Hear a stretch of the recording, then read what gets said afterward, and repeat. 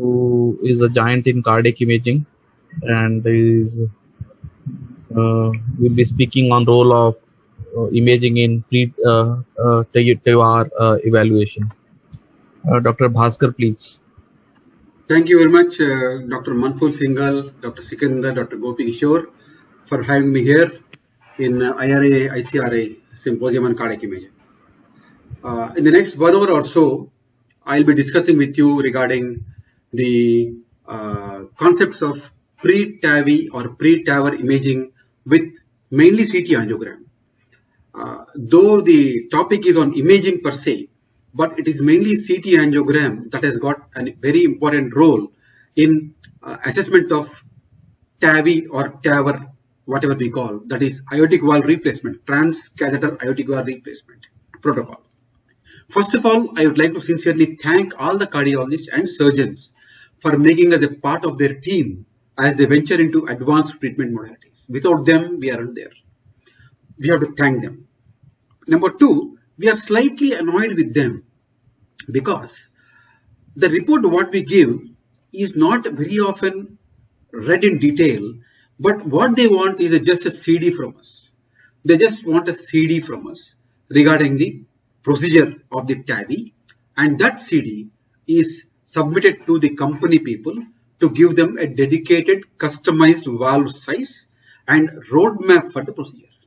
So in this scenario, what is the role of a radiologist? Is it just a CD provider, or do we have any other role to play? Now, we have to play along with the cardiologist and the cardiac surgeon to help them to have a complementary interaction with them to give the maximum information what they want before a TAVI procedure. That we will do. In addition to providing the CD, there are a lot other things what a radiologist can do and what is expected by a cardiologist, and that is what is today's crux message. Number one. Number two, in addition to pre-TAVI evaluation, that is transcatheter aortic valve implantation or transcatheter aortic valve replacement, we also are doing what is known as technique of aortic valve imaging and radiology. So I will call TAVIR, TAVIR, as technique of aortic valve imaging and radiology, because forget about the all the measurements and everything you are planning to give to a cardiac surgeon or a cardiologist for TAVI. You yourself are going to learn a lot. As a matter of fact, the TAVI procedure for treatment of severe aortic stenosis has helped us a lot in approaching the aortic valve, aortic root, knowing about its anatomy, knowing about various planes, knowing about various sizes, which otherwise we are not much bothered about. We were really bothered about ascending aorta, arch of aorta, all those things. But the root per se, annulus, the aortic valve per se, imaging was just scratched at the surface. But now we go into crux, we go into depth of the aortic valve imaging. And that is what is the byproduct, and that there we'll do a great job. So some cardiologists have told me that after TAVI, their anatomy and their knowledge and their depth perception of the aortic valve imaging has gone up a lot. Similarly, radiologists also have to look up to the TAVI as one more learning vista where you can develop your skill in imaging the aortic valve, especially by CT, knowing the anatomy properly, knowing the glossary, knowing the details, knowing how to measure the aorta. That is important. So the entire next 1 hour or so is I'm going to spend on TAVI and also where the radiologist plays an important role. So this is what is the crux of the today's presentation. So now, why is a TAVI done? Now, earlier on, when TAVI was not in vogue, 2004 earlier, for any severe aortic valve stenosis, surgical aortic valve replacement was the only procedure alternative available. And surgical aortic valve replacement, known as SAVR, was considered most effective treatment for advanced aortic valve stenosis, which significantly improved the symptoms and survival rate. But many candidates who had a lot of comorbidities, more than 70, 80 years of age, were not fit for surgery. They were not indicated for surgery because of various comorbidities. So those individuals, if surgery was not done, 50% die in 2 years after diagnosing severe aortic valve disease or becoming symptomatic from severe aortic valve disease. Now, at one end of spectrum, if there is mortality, other end of spectrum, 30 to 40% of individuals with severe aortic stenosis were not fit for surgery because of comorbidities. So, because of all these issues, a percutaneous, minimally invasive treatment, transcatheter aortic valve replacement or implantation procedure has evolved since 2004, 2005, and in 2012, a consensus statement was given by Society of Cardiac Comparative Tomography about the role of CT scan, how do you do it, how do you assess, how do you give measurements, and since then on, the CT and TAVI have not looked behind, and a lot of progress is made in evaluation of the CT evaluation of pre-TAVI protocol. Now, what are the advantages of CT angiogram before TAVI? So, clinical outcomes have improved based on thoughtful integration of non-invasive imaging in patient selection. Who is the right candidate for TAVI, that is transcatheter aortic valve implantation? Very simple. If the patient has severe aortic valve stenosis, number one. Number two, if the patient survives more than 1 year after the procedure. That means usually these patients are elderly, a lot of comorbidities. Aortic stenosis per se has a lot of other complications like atrial fibrillation, arrhythmias, associated renal failure, so many other things. So by involving CT angiography as a protocol before TAVI, you are going to select the patient, include or exclude treatment planning. In treatment planning, how to position a device, where to position a device, what are the access routes, what kind of implant, what kind of valve to be implanted, all can be greatly shown by the CT advantageously. Device selection is going to be a balloon valve, balloon expandable valve or self-expandable valve. Device positioning also. All these things have made a lot of impact since 2012 when CT was included in pre-TAVI evaluation. Now, CT is a gold standard for annular sizing, which annular sizing, remember, all of you remember annular sizing is the take-home message. Annular sizing is the take-home message today. That is the crux of the entire presentation today. Then determination of annular injury. When can injury occur? Can you prevent it by doing a CT angiogram and discussing with the cardiologist? Then another major complication, 0.66%, is coronary artery occlusion when doing TAVI.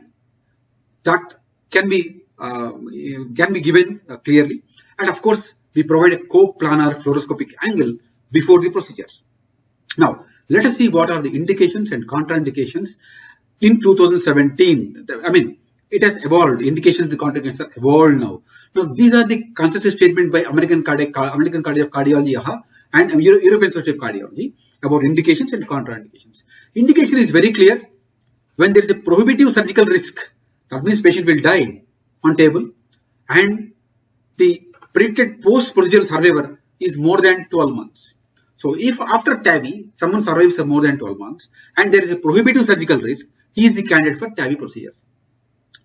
Then, what are the contraindications, sir?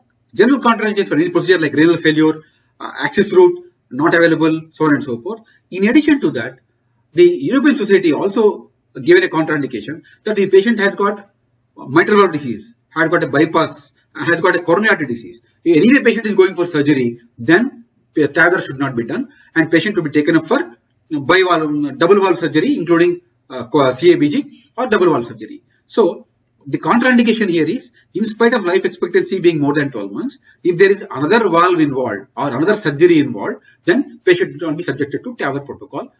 Now, other contraindications are inadequate annular size, less than 18 millimeter annular size. It is difficult to put a valve because it is high risk of rupture. Similarly, intracavitary thrombus in the heart, endocarditis, atheroma on the ascending aorta. So many other things are there. And inadequate vascular access. Now, if you are doing a transcatheter study, you have to go from femoral or subclavian or axillary. So if neither of them is available, that's a contraindication.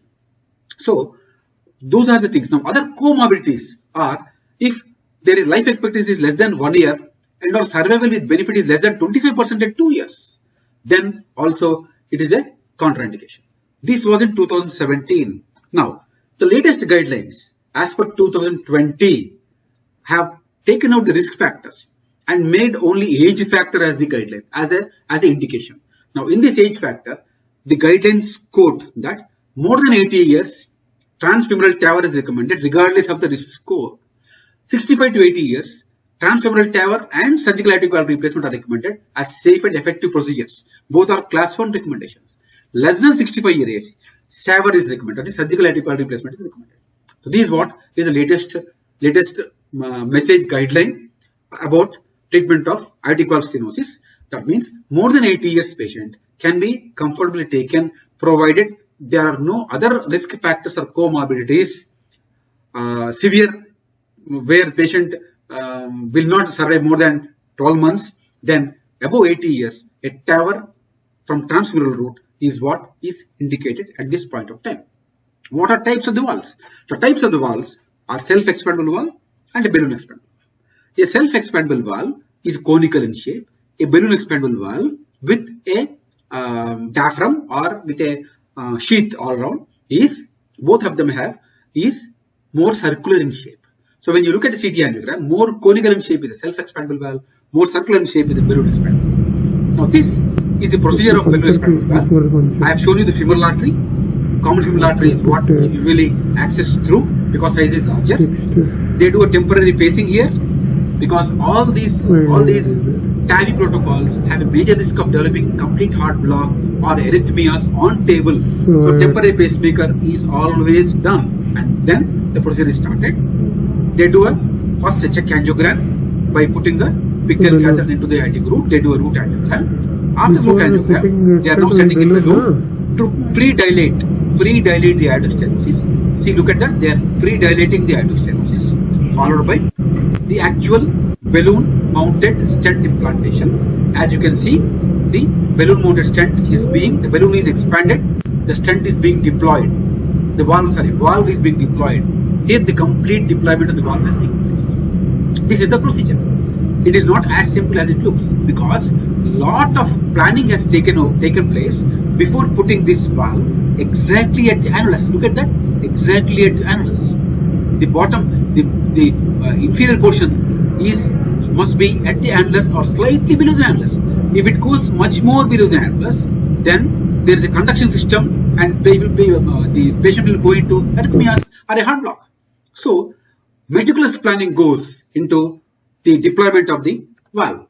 Now this is just a slice of deployment of a self-expandable valve. Self-expandable valve, conical in shape. You can see here it is deployed and the self-expandable valve is in shape, perfectly in shape. So to do this procedure, for the patient to be included into this procedure, lot of deliberations, lot of measurements, lot of discussion, lot of computer software uses have to be done for the patient to come to this level. And that is what CT angiogram is going to help us. Now the transcatheter valve, they are known as THV or transcatheter heart valves, are balloon expandable, self-expandable. The measurements are not interchangeable. The measurements for balloon expandable are different. Measurements for self-expandable are different. They are not interchangeable. Number one. And the type of valve the cardiologist chooses depends upon their expertise, institutional expertise. That is number two. And combined annular diameter, 16 mm to 30 mm are the available sizes of the valves as of now. Larger valves might come later on. Now, how do you diagnose severe aortic valve stenosis? So, what is severity? 2D echo is the primary imaging modality of choice for deciding the severity of aortic valve stenosis. Then, it also depends upon the hemodynamics of the patient, the symptoms of the patient, and presentation of the patient and anatomy of the aortic valve. All of them will comprehensively give severity of aortic stenosis, basically assessed with a 2D echo or a 3D 2D echo, 3-dimensional 2D echo. All of them will help us to accurately give the diagnosis of severity of aortic valve stenosis. Now, on CT scan, we do a CT calcium score of aortic valve, just like the calcium score of the coronary arteries, using Agatston score, measuring only the valve, not the ascending aorta, not the aortic root, and not other things. Then, if the score is more than 2000 in men and more than 1200 in women, it it is stated that the severity of the aortic stenosis is high severity is likely, but it is not foolproof. Now, MRI also can be useful, but the problem is MRI can give good measurements. MRI can give good calculation of functional status, LV ejection fraction, planimetry of the valve, flow velocities across the valve, gradient across the valve. But the problem is the computer software, what the companies are using to develop the valve, customize the valve, give the cardiologist a roadmap, all the measurements, do not accept an MRI. They accept only CT angiogram as of now. That is why CT angiogram is the modality of choice for pre-TAVI evaluation to decide which patient needs what valve, and all the details about the valve, its implantation, meticulous details are provided by giving a CT data. The CT data is given in a DICOM format. I'll show you in the written standard technique what we are doing. I'll show you. I'll discuss with you all those data. Now, my presentation in the next couple of minutes is going to be like this: standard technique, required CT derived measurements on imaging, recommended standard protocol, and recommended standard guidelines for measuring the aortic valve and root. Then sizing of the annulus, then aortic valve assessment regarding amount of calcification, location of calcification, distribution of calcifications, anatomy of aortic root and measurements, heights and diameter of coronary ostia, coronary sinuses, extension, ascending aorta evaluation, access route evaluation. The transcatheter valve has to be the catheter has to be placed, the sheath has to be placed either in femoral artery or axillary artery or subclavian artery or aorta or left ventricle. That then other anatomy of aortic supraaortic vessels, descending aorta, abdominal aorta, renal arteries, iliac arteries, tortuosity, femoral arteries, aneurysm, thrombosis, dissection, celiac axis, SMA, all these things. How are the arteries? Then non-vascular abnormalities. Patient has lung cancer, you cannot do a TAVI. Patient has pancreatic cancer, kidney cancer, you cannot do a TAVI. So the radiologist's role comes here, giving accurate measurements for sizing, discussing with the cardiologist in the report about all those vascular structures related to the access route from common femoral artery to aorta to supraaortic branches, stenosis, dissection, aneurysm, any cancers, any lung pathology, any abdominal pathology, renal failure, renal artery stenosis. So a TAVI protocol is literally an imaging of entire chest and abdomen in addition to giving the details regarding TAVI. So that is the role of the radiologist. So in the bargain, the radiologist is learning a lot about anatomy of the aortic root, aortic valve, and measuring the aortic valve. That is because lot of interventions are going to happen in the next decade where mitral valve, pulmonary valve are also going to be treated with transcatheter techniques. So there, if we learn about the access route evaluation, if we learn about rest of things properly, so probably we can even extrapolate these findings into the technique of other valve diseases, treatment of other valve diseases. And our anatomy will become strong, our imaging will become strong, and especially cardiac surgeons nowadays, when they have a doubt about the sizing of the annulus on 2D echo, they are resorting to get a CT angio done. Already, the byproduct of TAVI, surgeons are using the anatomy and imaging extensively for their help. So again, the radiologist has a role to play there. Now, then the standard reporting format, then evaluation of bicuspid aortic valve TAVI, and evaluation of TAVI in valve. Already SAVR has been done. So what are the guidelines looked at in TAVI procedure for valve-in-valve evaluation? These are the things which are good. Now, what is the goal of pre-TAVI CTA? The goal of pre-TAVI CTA is very simple. You provide motion-free, high-quality images of aortic valvular complex and aortic root, which I am going to explain in detail later.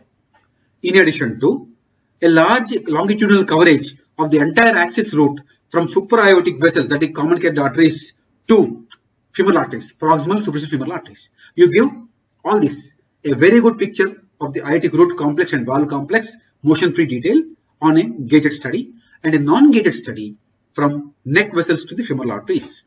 The challenges here are: is the patient cooperative? Will he hold his breath? SOB, arrhythmias, renal dysfunction. So many complications are there. So that is why Radiologist has to plan the study meticulously. You cannot give contrast repeatedly. Patient may not survive during the procedure. To tell you, when we started the procedure in one patient, we put a cannula, patient developed ventricular tachycardia and died on the table. Ventricular tachycardia, sudden ventricular tachycardias are known to happen in aortic stenosis, severe aortic stenosis. So, so these are so many ifs and buts, but still there's a challenge. Let us face the challenge and try to give the best information available to the cardiologist and surgeon to go ahead with the TAVI procedure. You've got two examiners there. 2-year procedure. There are two external examiners. One external examiner is a cardiologist, other is a company guy. If you do it properly, both cardiologist and company guy will say, yes, I got a good quality study. I can do the TAVI for this procedure. If not, cardiologist is going to have some problems. Company fellow will say, the technique is not good. There are a lot of artifacts. I cannot give valve sizing properly on this data. That means you have to repeat the data. This should not happen for various reasons. Because the radiologist will lose his face, number one.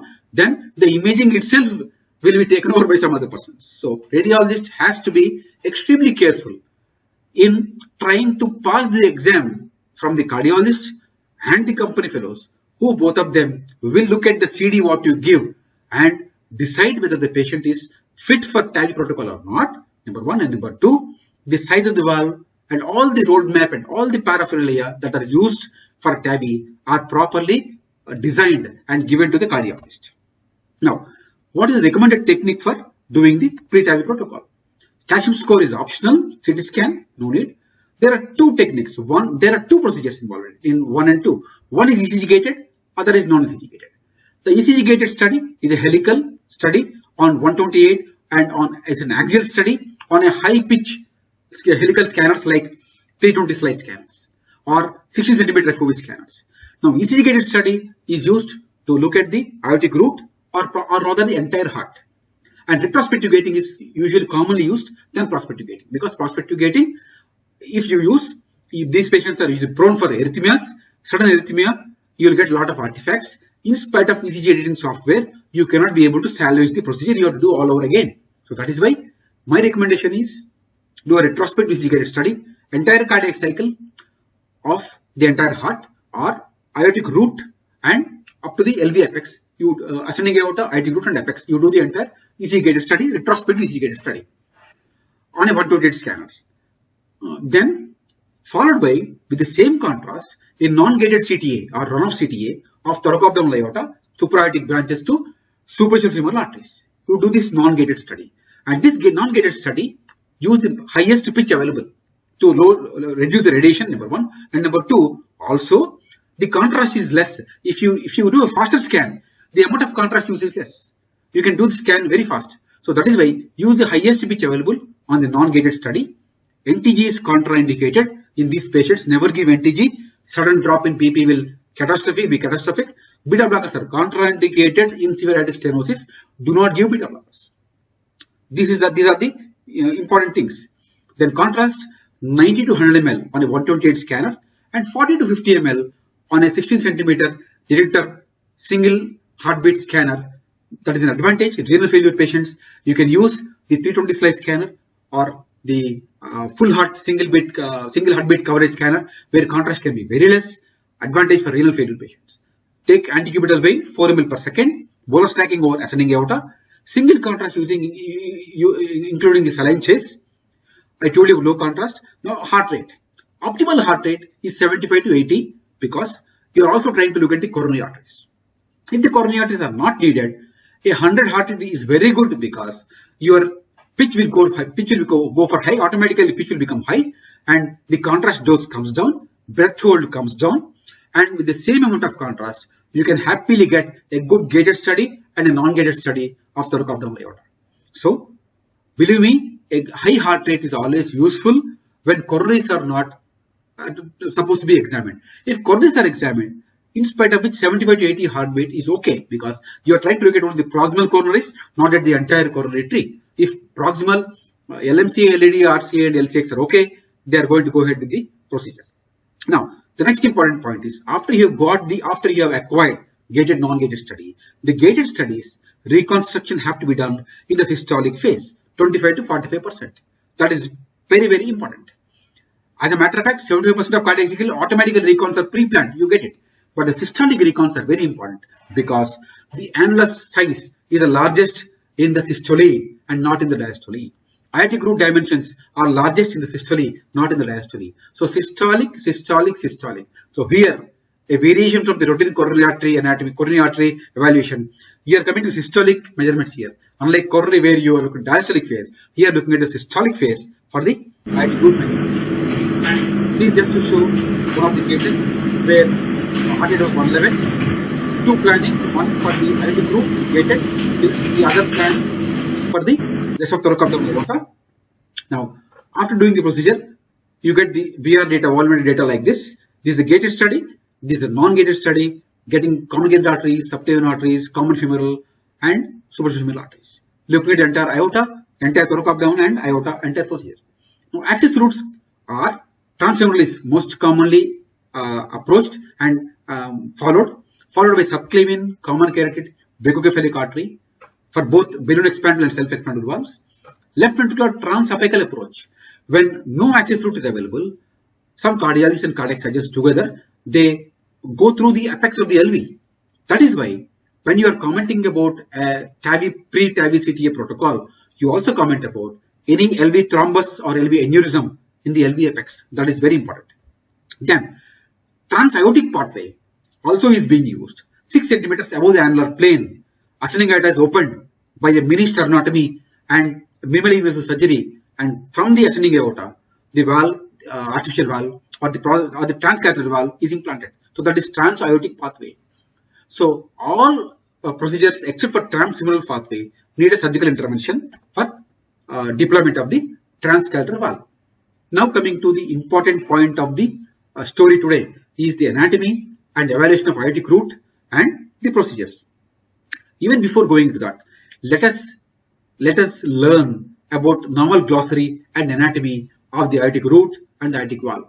That is very, very important. You have to know these. You have to know about these. It's very important because unless you know these, you cannot approach the next level. So that is why I request all of you to go through this particular slide very carefully. Aortic valve has 4 parts: aortic annulus, aortic root, sinus of Valsalva, and cusps or leaflets. Cusps or leaflets are the same. They can be tricuspid, they can be bicuspid, unicuspid, or quadricuspid. Now, aortic annulus. What is aortic annulus? Aortic annulus is a functional imaginary plane where all the 3 coronary cusps enter the LVOT and align themselves in a single plane. It's a virtual 3-dimensional plane. There's no fibrotic band, nothing. Just a virtual 3-dimensional plane, annular plane, where all the 3 cusps join, all the 3 cusps when they come into the LVOT, when they descend into the LVOT, they come at a particular level. All of them align at a particular level. That level is known as aortic annulus or annular plane. This is known as the basal hinge points of the aortic leaflets or the cusps. That is an aortic annulus. Aortic root comprises of sinus of Valsalva, sinusotubular junction, and valve leaflets. Aortic root. Aortic root starts from the aortic annulus to sinusotubular junction, and this is exactly where the leaflets have an excursion from at the LVOT. They come down up to the annulus, and above they are fixed to the sinusotubular junction. That in between that is known as aortic root. Sinus of Valsalva are nothing but the outpouches in the aortic root where the coronary artery arises from, and that is why we call it as right coronary sinus of Valsalva, left coronary sinus of Valsalva, or non-coronary sinus. These sinus of Valsalva act as reservoirs of blood to supplement the coronaries during diastole, and as act cushions and give support to the leaflet cusps during systole. Then commissures. What is a commissure? In a tricuspid aortic valve, a commissure is nothing but the space between each anchored leaflet to the aortic valve. That is a commissure. You have to identify commissure because commissure is an important component when you come for evaluation of the bicuspid aortic valve. They act as support to the base structures of the leaflets. Those are commissures. Then raphe. Raphe defines the conjoint area of 2 underdeveloped leaflets, and it is nothing but a malformed commissure. See, commissure is a space between the leaflets. There are 3 commissures and 3 leaflets. Now raphe is nothing but an area of 2 conjoined malformed or deformed or malpositioned leaflets, and it is nothing but a deformed commissure in between the leaflets is known as raphe. When there is no raphe present, the valve is strictly bicuspid. That means to call a bicuspid valve as a true congenital bicuspid valve, there should not be a raphe. If there is a raphe, that means because of severe aortic valve degenerative stenosis, the 2 cusps have become narrowed, have become small, they have degenerated, they have contracted, they have fibrosed, and in between them, the commissure has malformed, and those 2 have formed a raphe. So if there is a raphe, it is not a true congenital bicuspid aortic valve. These are the important glossary people should remember about. This is an important slide again, very important slide again, trying to show the anatomy and how do you identify the aortic annulus in what plane. Now, these colored ones are the coronary sinuses, accepted, from where the coronary arteries arise. And if you look at these structures, these diagrams here, in the line diagram, I am trying to show you the green line as the actual annular ring. This actual annular ring is formed by the basal hinge points of the leaflets. It's an imaginary, virtual imaginary plane. We don't call it as annulus, we call it annular plane. Now, above, the leaflets are attached to the sinotubular junction. They are attached to the sinotubular junction. So, in between is the aortic root. The actual ventricular-arterial junction is slightly above the annular plane. Please note. Now, this is the Ryan diagram of the aorta. This is the angiogram, CT angiogram of aorta, where green line is the aortic annulus, the yellow line is the ventricular-arterial junction, the red arrow is the actual aortic root between the sinotubular junction and the aortic annular plane is the actual aortic root. Okay, now, all this is done in what is known as double oblique plane, double oblique transverse plane. Just remember that. I'll come back to the double oblique transverse plane in the next slide. Now here, if you see, as you go down in the double oblique plane from sinotubular junction to the aortic valve and LVOT, the ST junction is first circular in dimension. As you go to the aortic valve level, it is trifoliate. Aortic valve level is trifoliate. These are the 3 cusps. These are the leaflets. These are the commissures. In between the leaflets are the commissures. And there is a space in the between the commissures. There is a space, contrast enhanced space in the commissural area. These commissural areas also can be calcified in severe degenerative aortic valve sclerosis or calcific aortic valve stenosis. Now, as you come down from the valve level, you can see that these are the 3 cusps. These are the 3 cusps or the hinge points as you come down. Now, how do you identify the annular plane? The annular plane is identified by scrolling down the valve in a double oblique plane, double oblique transverse plane, by scrolling down the valve and identify that particular slice where all the 3 cusps disappear towards LVOT. That means the basal hinge points disappear at a plane after the aortic valve, and that particular slice, as you come down towards LVOT, that particular slice, look at here, these cusps disappear in this plane, this red line, these cusps disappear in this plane. That plane is the annular plane, which is identified in a double oblique transverse plane, and the aortic annulus here is ellipsoidal. The sinotubular junction is circular. The aortic valve is trifoliate. The annulus is ellipsoidal. This is the annulus, and this is the exact site of annulus. You have to take, it should be clear, no motion, no blurred margins, and the annular plane is identified as the basalmost, lowermost portion of the aortic root when the 3 hinge points of the cusp disappear. That is the annular plane. Now, what is meant by double oblique plane? Remember, all the aortic annulus and aortic root measurements are done in a double oblique plane. What is meant by double oblique plane? Look at this diagram here. This is the routine axial plane in the body, whereas annulus is not oriented in the routine axial plane, but it is in a paraaxial plane. In order to get this plane of the aortic root, you need to have a double oblique plane. What is a double oblique orientation? This is a true coronal sagittal axial. On a true coronal, first you align one of the cursor perpendicular to the aortic valve. Okay, this is a single oblique. Now, in a double oblique, on a sagittal also, you align perpendicular to the aortic valve. That means in coronal and sagittal planes, both the planes, the cursor is aligned perpendicular to the aortic valve. So once in two planes, coronal and sagittal planes, you get the orthogonal plane, orthogonal orientation of the aortic valve. That particular plane is known as double oblique transverse plane, and this double oblique transverse plane is the plane to assess the aortic root and the annulus. Imperative. There's no other doubt about it. Double oblique transverse plane is the plane to assess, evaluate, and measure the aortic annulus and the aortic root. That's very important. Okay. Now, just to show you the systole diastole. In diastole, the cusps close. In systole, the cusps open. You can measure planimetry. You can measure the valve area. You can show the coaptation of leaflets is not happening in aortic valve regurgitation. Now, what are the dimensions here? Normal, upper limit of normal dimensions. For aortic annulus in male, 3.1, women 2.6. Sense of Valsalva 4 in male, 3.6 in women. And ST junction 3.6 and 3.2. These are the upper limits of normal.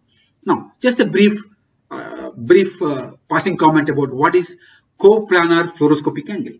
Now, coplanar fluoroscopic angle is that angle which is important for the cardiologist to deploy the valve, where that angle where all the three cusps, left, right and non-coronal cusps, are aligned in a single plane. When they are aligned in the single plane, that means you are going to deploy the valve in the perfect position. So this oblique plane on a fluoroscopy of the cath lab has to be predicted by the CT angio, and it can be given by automatic and semi-automatic methods. And this is the plane where we are going. I am showing the here on the semi-automatic software as 26 LAO 11 caudal. So that's what I am showing here. This is what I am showing here. So that is the plane where all three cusps are aligned in a single plane. So this will help the cardiologist to give repeated injections, repeated contrast, and prevent the renal failure. That is what is the annular plane. Now, what are the practical points? 5 A's. Annular sizing, aortic root, axis root, rest of the aorta, ancillary findings. All these 5 A's are important. Now, annular sizing is one of the most important aspects of TAVI protocol. Annular sizing is always done in systolic. I told you earlier also. Why? The systolic dimension of the annulus is larger and more accurate of the aortic root and annulus. Now, you have identified the reconstruction phase, largest annulus. Identify the reconstruction phase of the largest annulus. That is systolic. Care should be taken to identify that sharp margins without any blur of the annulus. That is important. So, from 25, 35, 30, 35, 40, 45, you identify that phase where there are no blurred margins of the annulus. Period. That phase, 30, 35 or 40, you choose for measurement of the annulus. Number 1. Number 2, go into double oblique plane.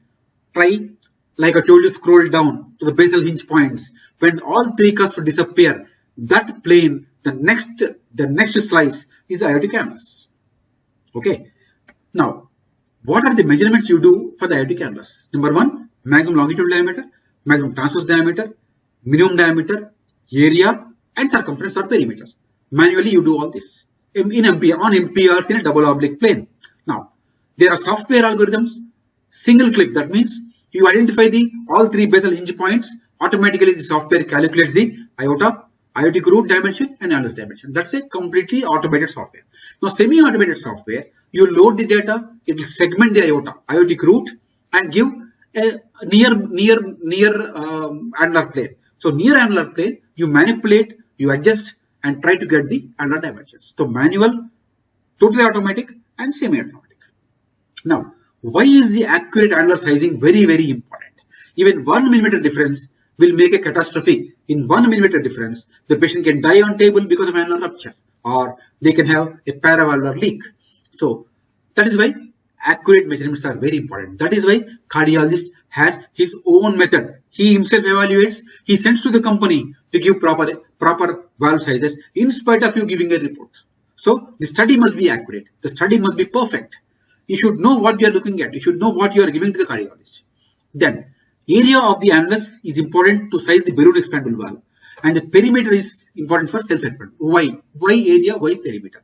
The problem is, in the area, the annulus is not circular, it is ellipsoidal. So when there is ellipsoidal, there is a difference between the total area calculated and the area derived perimeter versus only routine perimeter. So that is why, because of various mathematical equations, the perimeter and area are separately evaluated for the balloon expandable valve and self-expandable valve. For balloon expandable valve, area is important. For self-expandable valve, perimeter is important. So both you are going to give in your presentation, in your report, and annular rupture can occur when there are severe calcifications in the annulus or subannular plane, especially when below the non-coronary cusp, if there is a protruding calcification in the subannular plane, that is a predictor of annular rupture, and annular rupture is also common with balloon expandable valve than the self-expandable valve, and oversizing of the valve, oversizing of the balloon can lead to valve rupture. So that is why, based upon your report of calcification, the cardiologist is going to modify the sizing of the valve.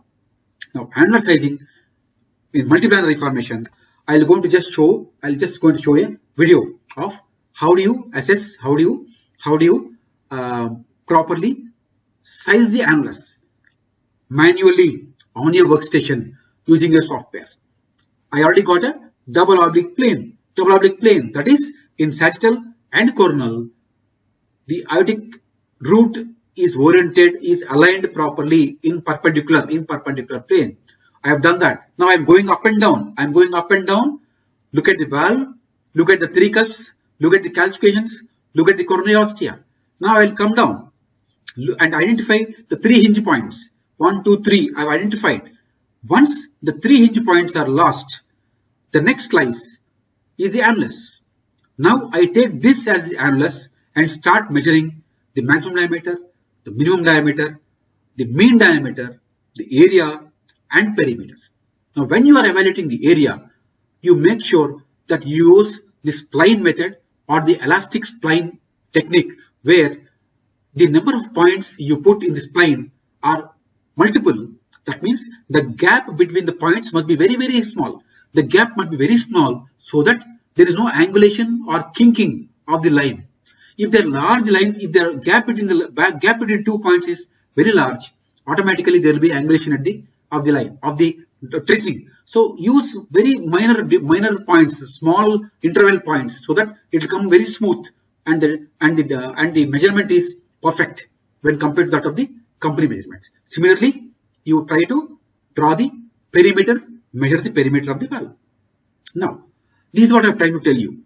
Use the multiple points, and this is known as elastic ruler technique. Multiple points at a shorter distance, so that the goal is to get a smooth outline of the annulus all through, and not a jagged margins like this or angular margins like this, which are going to give a larger diameter of the annulus. Remember that. Now, in systole or in diastole, like I told you, always in systole. But the largest annular diameter in case of septal hypertrophy or HOCM can occur in diastole.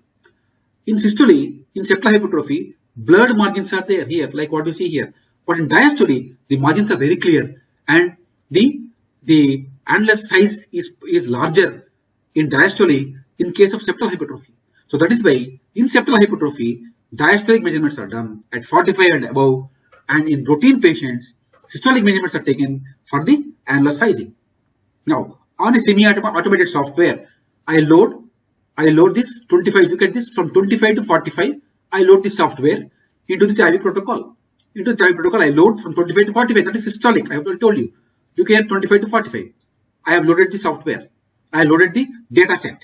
Now the computer will segment the data set of the aortic root on itself and give me an almost near annular plane.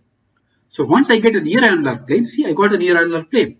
Once I get a near annular plane, then I try to adjust the basal hinge points and also modify the annular plane and try to get the best possible annular plane and start drawing the annular measurements. I draw the measurements for the diameter. I mean, in the dedicated software, once you draw this annular plane, identify the annular plane and draw the annular plane, automatically the computer will give you the area, the perimeter, area derived diameters and perimeter derived diameters. So the company people will request about the area derived and perimeter derived diameters than the manual diameters. It is exactly similar to that of the measurement of bipyramidal diameter. In an optic scan, you do bipyramidal diameter measurement in ultrasound. You draw a spline, a circle. From that, you automatically get the BPD and transverse cranial diameter. So that is what is important for us. That measurement is what is important here. You have to get the area derived and perimeter derived diameters. That is important. Now, again, just to show you one more case on the software. One more case in the software where this patient has got severe aortic disease, severe aortic calcification. I am loading in the dedicated software. I am loading the dedicated software. You can see extensive calcification. Look at these protruding calcifications in the annular plane. Protruding calcifications. These are the calcifications which are dangerous, and they are going to cause a failure of the procedure. They are going to cause paravalvular leak or aortic valve rupture. So these are the calcifications which are dangerous, known as protruding calcifications. And if you see, slightly it is coming into the annular plane, but not going into the LVOT. Calcifications that go into the LVOT are much more dangerous. So that is why you have to mention about these calcifications in a proper fashion to the cardiologist in your report. Now, this is an example of a company report of a company person giving the company people giving the perimeter, area derived diameter, perimeter derived diameter of the annulus, and this is what is commonly used for deciding the valves. And look at this. The company people will give like this. Radiologists cannot give this data, but as company people can give this data by measuring the annular diameter. Annulus diameter is 24. That means you are going to use 29 millimeter valve, 23 to 26. Annulus perimeter is 76. Again, you are going to use 29 millimeter valve. Sensor valve for diameter is 3.2 centimeters. So more than 2.9, 29 millimeter valve. So like this, the company people are going to give 20% oversizing also, which a radiologist cannot give. So that is the disadvantage of the radiologist. But ultimately, treatment of the patient is important. Proper treatment of the patient is important. So we'll give whatever is needed for the cardiologist and the company people in best of our ability to give advantage to the patient. Now, landing zone calcifications. I already told you about the calcifications. You grade the calcifications: mild, moderate, severe. Large, chunky, protruding calcifications are severe. Now, moderate calcifications, you can see, are less than 2 millimeters protruding calcification in the subannular plane. This is mild calcification. You grade the calcification. Now, then comes to evaluation of the aortic root, valve, coronary sinus, and coronary ostia. Now, what is the best phase for evaluation of the aortic root and the valve? 45% of the cycle early diastole, or you can make use of late diastole also. Then valve morphology, definition, measurements techniques. Then include the coronary heights, mean diameter of the sinus valsalva, heights of the coronary sinuses, and SCJ, height and diameter. I'll show all of them. Now, the coronary ostial distance from the aortic annulus should be measured in a perpendicular plane from the annular plane. Now, what is the standard measurement technique? Look at here, the left coronary height. Now, one point I would like to make very, very important here is that when you are measuring the aortic root and the annulus, it is always the annular plane. Always maintain the double oblique, transverse oblique, double oblique plane of the annulus. Only then you measure the coronary ostial height or aortic root or sinotubular junction or sinus valsalva. All of them had to be measured in a plane that is fixed on your computer, on your workstation.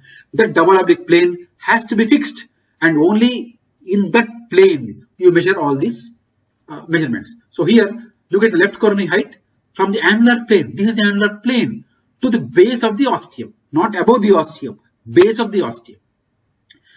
Right coronary ostial height, base of the ostium from annular plane. Sinotubular junction, annular plane. Always do not exit, do not deviate from the annular plane. Maintain this plane and then do all the measurements. Sinotubular junction from annular plane to lowermost point on the SC junction. And this is what I have shown you, how I do. I have shown you the how to measure there. Similarly, sinus of Valsalva diameter and the annular plane, again in the double oblique transverse annular plane. Now here, what you do is you take the widest portion of the aortic root or the coronary sinuses, widest portion, and you get a good symmetric picture of the aortic valve reflex. From this, you measure the widest diameter of the aortic root from cusp to commissure, cusp to commissure, commissure to cusp, cusp to commissure. So always aortic sinus has to be measured from cusp to commissure, the widest distance. If there are three different measurements, average the three measurements and give the widest dimension of the aortic sinus of Valsalva or the aortic root. That's what is important. Sinus of Valsalva diameter is the widest diameter from cusp to commissure, remember, and measured in a double oblique plane of annular orientation. That's very important. Now, when you come to sinotubular junction, the sinotubular junction, you have to have a double oblique plane, not of annulus, but of the aorta. So, you have a double oblique plane of the aorta, not the annulus. So, when you get double oblique plane of the aorta here, the sinotubular junction is circular. And in this circle, you measure the diameter of the SC junction, maximum diameter, perpendicular to the long axis. That's what is shown in this cross section. Ascending aorta, again the plane is to double oblique plane to the aorta, not the annular plane. You measure the maximum diameter in a transverse plane in the long axis to the perpendicular to the long axis of the ascending aorta. And this is measurement I have shown you in one of the cases from commissure to cusp, cusp to commissure. Sinus of Valsalva diameter, cusp to commissure is mandatory. Then, what is the importance of all these measurements? Number one, coronary ostial occlusion occurs in up to 0.7% of patients in TAVI protocol, and the reported mortality is 40%, 30-day mortality is 40%. And especially in valve-in-valve procedure, patient has undergone surgical aortic valve replacement and now is coming for TAVI, then the risk is 3.5%. Then low coronary ostial height. If ostial height is less than 12 millimeters from the annular plane, that means they are going in for a coronary artery occlusion. And if the sinus of Valsalva diameter is less than 30 millimeters, that carries high risk of coronary artery occlusion, coronary ostial occlusion. So that is why measurement of these planes is very, very important. Now, height of sinus of Valsalva is nothing but the height of STJ from the annular plane to the SCJ. You measure from the annular plane to SCJ. That gives the height of the sinus of Valsalva. So the height of sinus of Valsalva will give the length of the valve, and diameter of the valve is given by the annular plane. That is what is important there. Now, simple technique is nothing but if you want to measure aortic root, aortic valve and annulus for non-TAVI protocol, take axial, take coronal plane. In the axial plane, draw through the center of the aortic valve perpendicular to it. Draw through this perpendicular to it. Automatically through coronal to perpendicular to it. You will get a three-chamber view.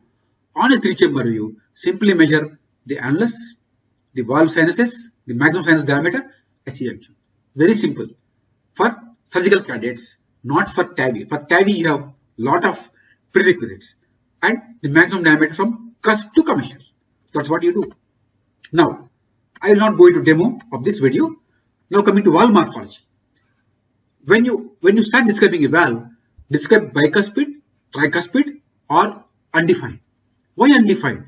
A severely degenerated calcified valve, you cannot make out tricuspid or bicuspid. So be very straightforward, be frank, and in the report you say, I cannot qualify the valve either tricuspid or bicuspid.